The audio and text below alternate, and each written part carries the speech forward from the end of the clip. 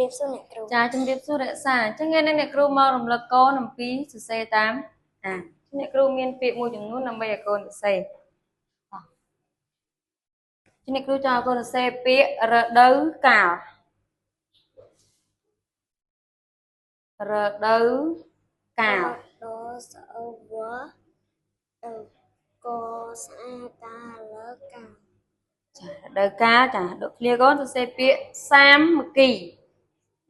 សអាសាមសាម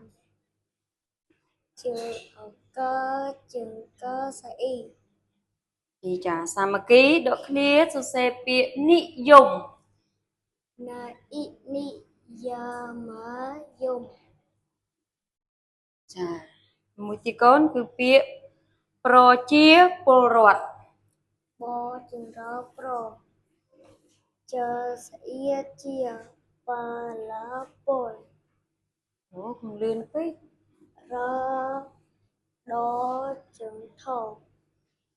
ប្រជាពលរដ្ឋចាមួយទៀតកូនគឺសរសេរពាក្យខ្វល់ខ្វាយខចង្វល់ខ្វល់ខ្វល់លខ្វល់តមួយខ្វល់ខចង្វល់ខ្វល់ខ្វល់អាយខចង្វល់ខចង្វល់ខ្វល់ខ្វល់អាយខ្វាយយើខ្វាយ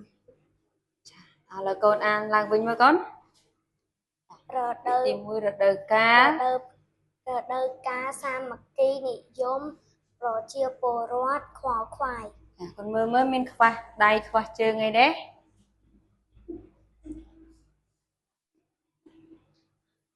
ត្រឹមត្រូវនៅត្រឹមត្រូវចាល្អណាស់កូនគឺពាក្យដែលកូនសរសេរគឺត្រឹមត្រូវទាំងអស់ចាជម្រាបលាអរគុណ